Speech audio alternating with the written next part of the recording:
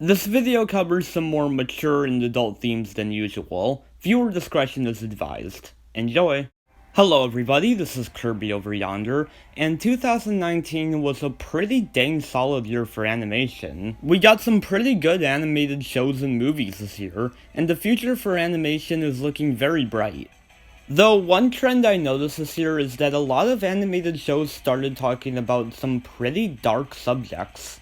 By no means is this a bad thing, it's just a fun little observation I noticed. So I figured instead of talking about the best cartoons that premiered this year like I normally do, I'd talk about specific episodes that I found to be very dark. Just keep in mind that what is and isn't dark is very subjective. What I find dark might not be the same as what you find to be dark. It's all just a matter of personal experience, so don't take this list very seriously, it's just for fun. With that said, here we go. Number 5. Final Space, The Other Side. Oh boy, this episode hit me really hard the first time I watched it, and even now it still leaves a very strong impact on me. This episode has a pretty fun opening with all of the characters dancing to Footloose. It's very entertaining, but it's quickly juxtaposed with Gary falling into a wormhole. We immediately cut to 60 years in the future, and Lil Kato is still trying to get Gary back. Right away, this episode has very strong atmosphere. We get a lot of shots of just little Kato walking around, where we just take in the emptiness of the ship. There's a strong feeling of isolation to this episode. We do get some good jokes about how the characters turn out 60 years in the future, but generally speaking, this episode is very somber. The rest of the crew seems to have given up on Gary, but little Kato remains determined to get him back. However, it all turns out to have been Little Kato's hallucination.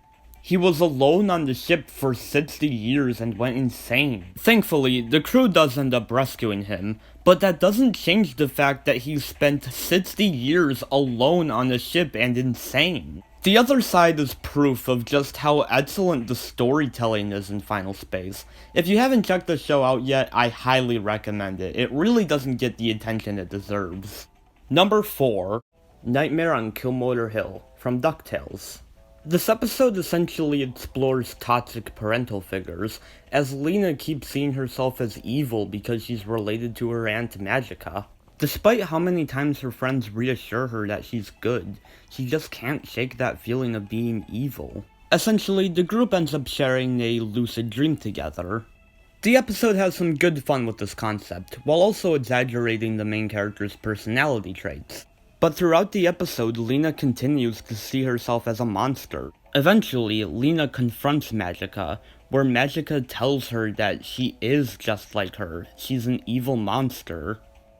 But before her friends can come and save her, Magica turns Lena into herself. Not only pitting Lena against her friends, but taking away everything that made her a unique and individual person. With the reassuring of Webby and the rest of her friends, Lena is able to realize that she is an individual person and that she isn't like Magica. The idea that our parental figures may not always be good people is a very tough pill to swallow, but I appreciate this episode for touching upon it in a way that's both fun and meaningful. Number 3. The Catcar from Infinity Train.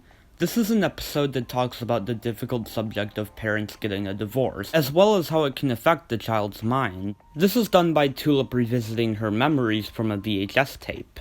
At first, her mind tricks her into thinking that these memories are pleasant and fun, but it quickly cracks apart as Tulip realizes that her parents were actually miserable the entire time. Then the divorce scene comes along, where at first Tulip imagines her parents as demons for wanting to get a divorce. But then Tulip realizes that this isn't how it happened either. We then get a very quiet scene of Tulip's parents explaining to her the divorce, as well as Tulip's anger and confusion. It's a very realistic scene that's overall really well done.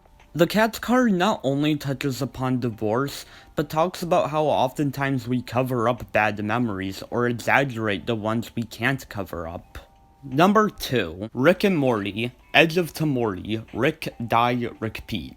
I hate that title. Welp, it's an episode of Rick and Morty, so of course it's gonna be dark. This episode starts off with Rick and Morty going on a planet with death crystals that basically show them how they're going to die. And not even 5 minutes in, Rick is brutally killed. Well, that's one way to start off a season of Rick and Morty, having Rick die. Morty chooses not to revive Rick because, through the death crystal, Morty sees that no matter what, Rick will result in Morty being killed. You know, Morty's life is probably better without Rick in it, so good on him. Morty continues to use the death crystal in order to get the death that he wants. As the episode goes on, we see many horrifying ways Morty gets brutally killed. It's pretty unsettling. As the episode goes on, Morty continually forces himself to do whatever the death crystal says, not even allowing him to think for himself. This ranges from murdering people to becoming a disturbing kaiju monster. I mean, just look at this thing, it's insane, but also really well animated. Morty does this all for an ending that ends up being just a dirty, dirty lie. There's also a subplot in this episode about Rick going through a bunch of different versions of himself in a bunch of different dimensions, many of which end up being pro-fascism for some reason. This is also kinda dark, but more so in a comedic way. But that combined with the main plot makes for what is easily one of Rick and Morty's darkest episodes. Before we get to number 1, I have 2 honorable mentions. Gennady Tartakovsky's Primal, easily one of the best things Adult Swim has ever done. It does have a ton of violence and gore, but it uses it in a way that's very artistic. There isn't really any specific episode that's darker than any of the others, but the series is very dark all the way through. Obviously, I wouldn't recommend it to younger viewers, but if you're an older viewer and also don't mind a bit of gore, then I definitely recommend it. Gumball, The Inquisition. Definitely a dark ending to Gumball, with all of his classmates turning into actual humans. It's still pretty silly throughout, but it definitely has a different tone than most other Gumball episodes. But man, is that cliffhanger annoying. I hope we get that TV movie. Number 1. Just a heads up here that this final episode, does deal with some darker themes than the rest of the episodes that I talk about on this list. Basically the episode talks about PTSD and sexual abuse. That's just a heads up, you know, you don't have to watch the rest of this video if these topics make you feel uncomfortable. But, if you do end up watching the rest, then I'm going to try to not make it too unpleasant. Alright, thank you, and let's continue. Tuca and Birdie, The Jelly Lakes. With a title like that, you may not expect this episode to be all that dark, and to be fair, it doesn't really start out that way. The episode begins with Tuca and Birdie reconciling over an argument they recently had. Then they share a fun time at a mall. Like I said, nothing too dark. However, whenever the Jelly Lakes is brought up, Birdie continually feels upset and uncomfortable. And we don't really know why, but it's not really focused on all that much either. Anyway, the two run into Birdie's old swimming coach, who lets the two stay at her cabin that happens to be near the Jelly Lake. It's actually a bit like the BoJack Horseman episode, The Old Sugarman Place, in that they're both about a character running away from their problems and staying in a cabin. Throughout the episode, Birdie continually feels more and more upset, and no one really understands why. This even leads to Birdie lashing out at her swim coach. Eventually, Birdie confides in Tuca, and tells her what's been going on. When Birdie was 12, she used to train every day to swim to Peanut Island. And every day her lifeguard would compliment her swimsuit. One day, when Birdie got to practice early, he told her to meet him in the woods for a surprise. And so, she did. This episode is smart because it doesn't actually focus on what happened to Birdie. We know to some extent that she was molested, but we don't know to what extent it was, because that's not what's important. What's important is Birdie's trauma and what she went through.